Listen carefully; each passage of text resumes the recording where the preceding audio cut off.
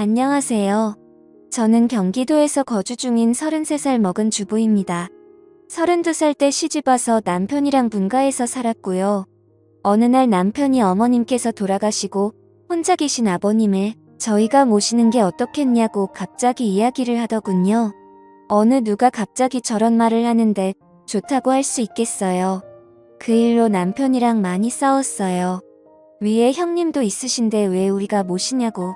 아주버님은 대기업을 다니고 계셔서 저희보다도 여유롭고 형편이 저희와는 정말 비할 수도 없을 만큼 좋습니다. 그 일로 인해 저는 남편과 끝도 없이 대화를 나누었고 정말 싸우고 볶고 거의 매일 같이 싸웠어요. 그러다 하루는 남편이 술을 먹고 울면서 진심을 담아 말을 하더군요.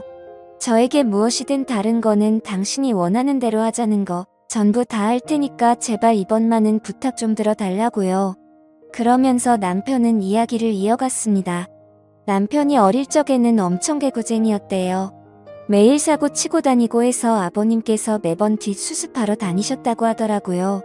남편이 어릴 때 골목에서 놀고 있는데 지나가던 중간 크기의 트럭에 받칠 뻔한 걸 아버님이 보시고 남편 대신 부딪히셨는데 그것 때문에 지금도 오른쪽 어깨를 잘못 쓰신대요.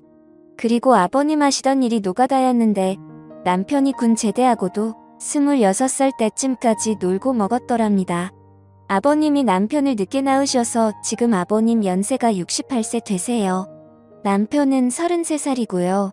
60세 넘으셨을 때도 노가다 하시면서 가족들 먹여 살리고 고생만 하셨다네요. 노가다를 오래 하면 시멘트 독이라고 하나. 하여튼 그것 때문에 손도 쩍쩍 갈라지셔서 겨울만 되면 많이 아파하신다고 하더라고요. 평생 모아 오신 재산으로 마련하셨던 조그만한 집도 아주버님이랑 남편 결혼할 때 집 장만해 주신다고 파시고 지금은 월세 내면서 원룸에 들어가서 사신다고 하더라고요. 그런데 어머님까지 돌아가시고 혼자 계신 거 보니 마음이 아파서 눈물이 자주 난다고 하더라고요. 저희가 살림이 넉넉했으면 이런 걱정도 안 할 텐데요. 저는 집에서 살림을 하는 평범한 주부이고 남편은 혼자 직장을 다니는데 일반적인 중소기업을 다니고 이직한 지 얼마 되지 않아 한 달에 세후 150 정도를 벌어옵니다.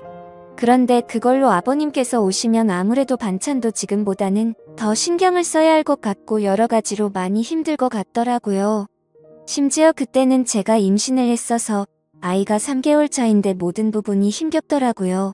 그럼에도 부유하셨던 형님께서는 절대 아버님을 못 모신다고 강력히 못 박으셨고 아주버님도 그럴 생각이 없다라고 남편이 말을 하더라고요.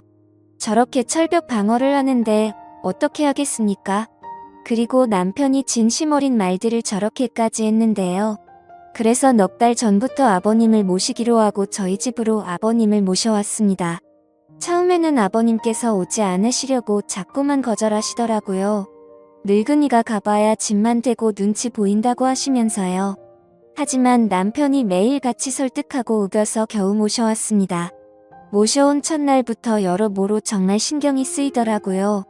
그런데 우리 아버님, 매번 반찬 신경 써서 정성껏 차려드리면 그걸 드시면서도 엄청 미안해하시면서 눈치를 보십니다. 가끔씩 고기 반찬이나 맛있는 음식을 해드리면 아버님께서는 드시지 않고 남겨두셨다가 저희 남편이 퇴근하고 돌아오면 남편을 먹이더라고요. 그리고 저 먹으라고 일부러 드시지도 않고요. 거기다가 하루는 장을 보고 집에 왔는데 아버님께서 바닥에 꿇어 앉아서 걸레질을 하고 계시더라고요. 저는 그 모습을 보고 깜짝 놀라서 걸레를 빼앗으려고 했더니 괜찮다고 하시면서 끝까지 고집을 부리시면서 청소를 끝마치시더라고요. 그리고 식사를 드시고 나면 곧바로 빈 그릇을 들고 가셔서 설거지도 하십니다. 아버님께 하지 말라고 몇 번을 말씀드리고 그릇들을 뺏어도 보지만 아버님은 설거지를 하시는 게 그게 마음이 편하시답니다. 제가 왜 아버님의 마음을 모르겠어요. 이 못난 며느리 눈치 보이시니 그렇게 행동하시는 거 압니다. 그래서 저도 정말 더 마음이 아픕니다. 남편이 몰래 아버님 용돈을 드려도 그거 안 쓰고 모아두었다가 저에게 용돈하라고 주십니다. 그렇게 저희는 부유하진 않지만 서로 애틋하고 마음을 써가면서 하루하루를 지내고 있었습니다. 그런데 어제는 정말 너무 많이 슬퍼서 펑펑 울었습니다. 아버님께 죄인이라도 된 듯해서 눈물이 왈칵 나오는데 참을 수가 없더라고요. 한 달 전쯤부터 아버님께서 아침에 나가시면 저녁 때쯤 들어오시더라고요. 어디 놀러라도 가시는 것 같아서 용돈을 드려도 받으시지도 않고 웃으시면서 다녀올게 하시면서 매일 같이 나가셨습니다. 저는 그래서 그냥 집안에만 있으시기엔 답답하셔서 산책이라도 다녀오시다 보다 하고서 크게 생각을 하지는 않았습니다. 그런데 어제 장을 보러 슈퍼에 갔다가 아래층 주인 아주머니를 만나게 되었습니다. 그런데 그 주인 아주머니께서 제게 어렵게 말씀을 하시더라고요. 오다가 이 집 할아버지 봤는데 유모차에 박스 실어서 가던데. 이 말을 듣고 저는 상상조차 못해봤던 일에 깜짝 놀랐습니다. 네, 맞습니다. 아버님 아들집에 살면서 돈 한 푼 못 버시는 게 마음에 걸리셨는지 불편한 몸 이끄시고 하루하루 그렇게 박스 주우시면서 돈을 버셨더라고요. 저는 그 이야기를 듣고 장을 보다 말고 밖으로 뛰쳐나갔습니다. 아버님 찾으려고 이리저리 돌아다녀도 안 보이시더라고요. 너무 죄송하고 가슴이 아파서 집에 들어와서 정말 한없이 엉엉 울었습니다. 한참을 울고 나서 남편에게 전화해 오늘의 상황을 말하니 남편도 아무 말이 없더군요. 한참의 정적이 흐르고 남편은 일찍 들어간다고 말하고 그렇게 통화를 끊었고 남편은 저녁 5시 조금 넘어서 평소보다 일찍 퇴근하고 들어왔습니다. 남편도 마음이 정말 안 좋은지 표정도 너무 어두웠고 집에 들어오자마자 가방만 내려두고 아버님을 찾으러 나간다고 하곤 바로 집 밖으로 나갔습니다. 제가 정말 바보였고 한심한 며느리였습니다. 그렇게 매일같이 나가셨는데 관심을 가지고 진작 이 사실을 알았어야 했는데 말이죠. 며칠 전부터 아버님께서 저 먹으라고 봉지에 들려주시던 과일과 과자들을 받으면서도 아버님께서 사 오신 것인지 일을 해서 사온 것인가라는 생각도 못했다니 정말 한심스럽습니다. 못난 며느리 눈치 안 보셔도 되는데 그게 불편하셨던지 아들 집 오셔서도 편하게 지내지도 못하시고 매일같이 눈치만 보시다 불편하신 몸 이끌고 그렇게 일을 하고 계셨다니. 친정에 저희 아빠도 고생만 하시다가 돌아가셨는데 돌아가신 아빠 생각도 나고 해서 그렇게 저는 또 다시 한참을 펑펑 울었습니다.